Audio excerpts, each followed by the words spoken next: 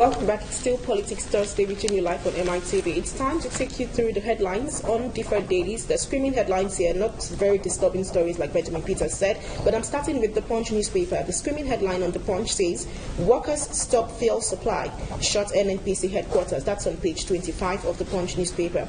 Other stories: Lagos building collapse, death toll hits 35, contractor arrested. That's on pages 4 and 5 of the Punch. The writers here say women have 4 children amongst dead victims. Reports to police, Ambode orders Lekki Gardens chiefs. That's on pages 4 and 5 of the Punch. Other stories: Okoli's driver does not have a driving license. That's coming from the FRSC.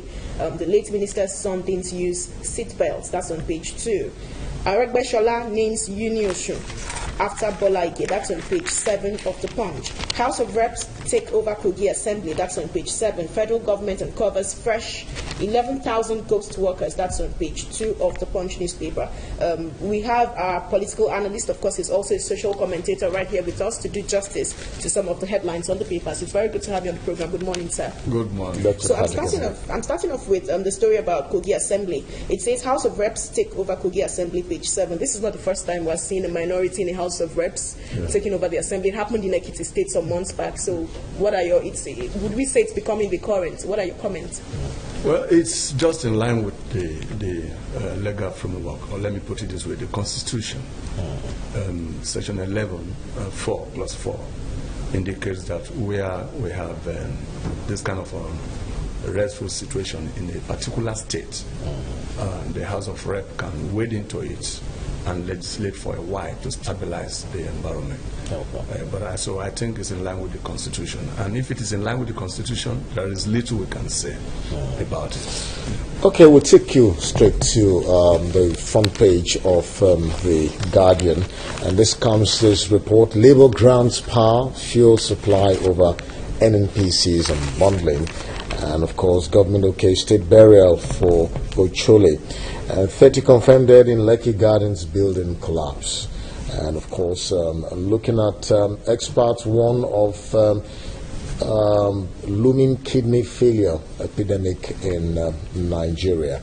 Okay, Dr. Patrick, how did you receive the latest development? NNPC unbundling, refineries are shut down, the Kaduna refinery is shut down, and of course, fuel scarcity is actually gaining ground. Yeah, it's unfortunate, really. I expected this current regime to tackle the issue of fuel crisis differently. Okay. Because under the immediate past regime, fuel supply or scarcity of fuel is one of the areas they had very, very negative rating. Okay. And the current dispensation ought to have put measures in place to ensure that such that actually marked the regime of Goodluck Jonathan down and did not reoccur.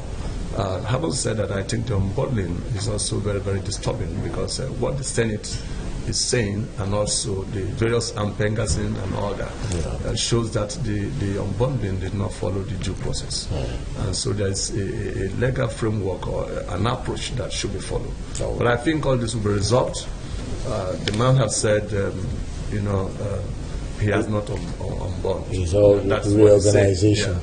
So, English has its way of... Okay, I'm moving on to the Daily Trust newspaper. There's several stories here, but I'm starting with this one from the oil sector. It says, oil workers shut NNPC operations. We reorganize, not unbundled. That's coming from the federal government. Minister to meet with union leaders. That's on page 6 of the Daily Trust newspaper. Other stories: death toll in collapsed Lagos building hits 30. That's on page 4. Okoli's driver has no license. That's coming from the FRSC. That's on page 3 of the Daily Trust newspaper. Other stories: DNA test confirms Musa as Gowon's son. That's on page 5. Reps take over functions of Kogi Assembly. That's on page 5 as well.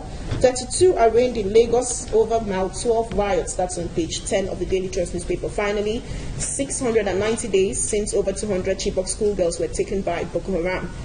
Still keeping tabs of the Chibok girls. Now, I'd like to get your opinion again, still talking about the oil workers. When you talk about NNPC and then you talk about the shortage of fuel and the scarcity of fuel in Nigeria and other parts of Nigeria, some would say the pipeline vandals are still in power. The pipeline vandals still are doing what they're doing, what they had been doing before. So if you're talking about the government, okay, people are saying the government hasn't done this, the field workers haven't done this, NNPC hasn't done this. How about the masses? How about people who are involved in vandalizing these pipelines when the pipelines are built? Yeah, I think government efforts are in place. We saw what happened in Ogun State the other time.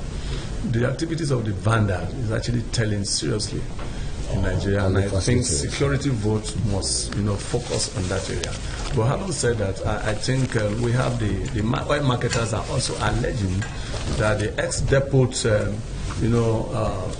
pump price for loading is high at 95, naira. And they can't take the product at 95 and go to sell at 87. So they are agitating that it should be 77 naira, and that is where the bottom line, the issues lie right now.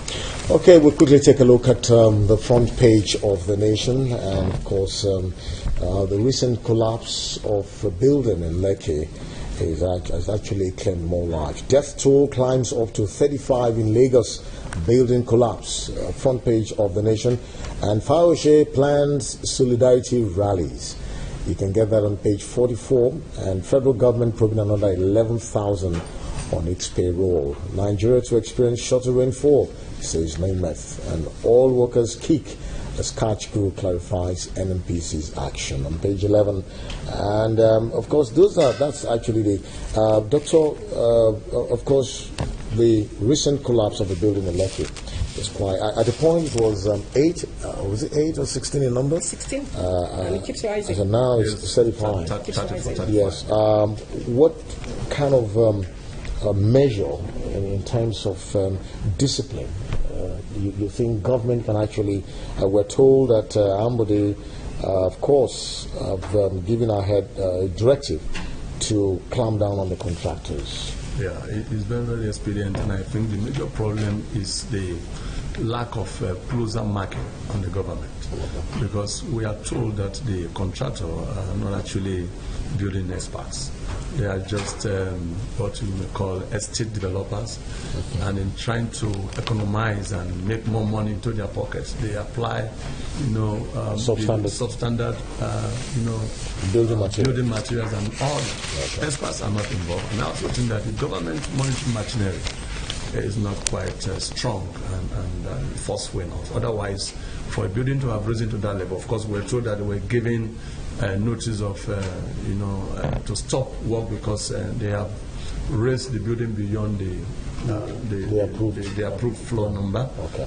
That notwithstanding, I think if they have come with punitive measure, they will have halt further progress on the project before now. Okay, so it's rather unfortunate. Very quickly, that's like there's been one too many building collapse in Lagos, in Nigeria. Yeah. We heard about the synagogue church a few months back, and now this one. Yeah. Don't you think, to an extent, like the building regulatory agencies and so many other infrastructural agencies that are involved in buildings, how a building is set up, especially all of these multinational buildings, should also be questioned and be put in the picture? That's exactly what I'm saying. That's why I said the body responsible. There are several bodies responsible for this, and they need to come in much more closely. The gap between the estate developers or the contractors and government agency is too wide. There should be close marking and forceful control and punitive measure when people, go against the standard.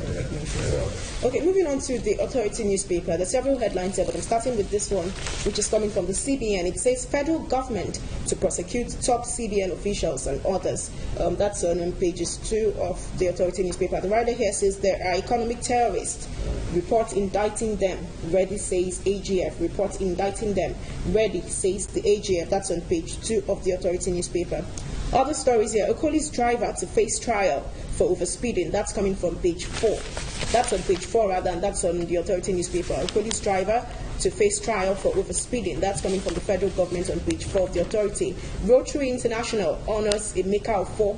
Inducts Ifeanyi Uba. That's on page 4 of the Authority. Workers shut down NNPC over restructuring. That's on page 13. U.S. Congressmen visit. IPOB names Ekwemi Anyoku. Others negotiators. That's on page 2. IPOB names Ekwemi Anyoku. Others negotiators. That's on page 2 of the Authority newspaper. Very quickly, I'd like to touch on Okoli's demise.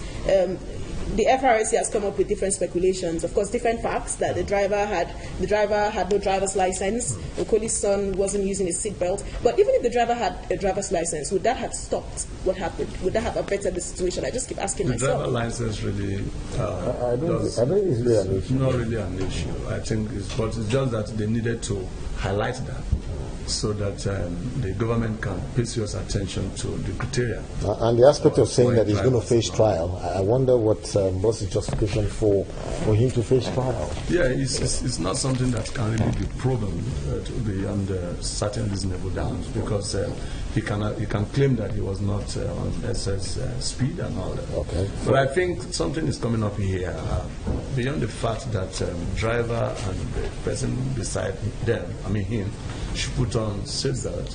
We are beginning to see that even passengers on the rear seat also need to put on seatbelt. Perhaps that could have also helped, because we're told that the three of them, the wife, the son, and Okoli himself, were not on seatbelt. But I think there's also where government top executives in government should also be mindful of their drivers having driver's license. I don't think you can imagine a driver driving a minister does not have a license. Then that is not the driver's fault. I think somebody. The agencies in charge too should also be on the note. They should also keep tabs on it. That's it. And I also think that even beyond the driver and all that, the passenger themselves, the commissioner or the minister or whoever is the boss, should also be able to impart on the driver on the concept of slow and moderate driving.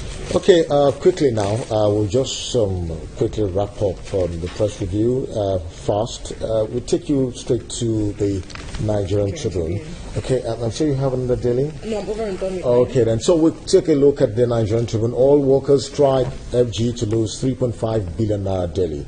It has three riders. Fuel scarcity looms, unbundling of NNPC illegal, says the Senate. And what we have simply done is reorganization, Kachuku explains. You can get that on page 11. And the FRSC to FEC, Ocholi's driver had no license on top speed. Okay, and reps take over Kogi Assembly. Declare Speaker's impeachment illegal. Direct IGP to seal off premises. And finally, we wrap up with the New Telegraph, which has it that forest scarcity, weak naira, EFCC probes banks, BDCs, businessmen. Federal government will prosecute culprits, says AGF, and that you can get on page 2. And of course, all workers shut down NNPC operations nationwide. Well, Doctor, if you look at the forest scarcity and the weak naira, the banks and the Bureau of the Change has been indicted. Is it actually the fault? Well, I wouldn't say so, but you know, when things of this nature are systemic, and what they're trying to say is that the fluctuating of the naira is a function of collaboration between bank workers and Bureau of the Change and all that, and the source that has to do with managing the foreign currency and all that. So there is a need to tackle that segment also, because the issue of corruption and cleaning the society has to be total. Thank you very much, Dr. Patrick.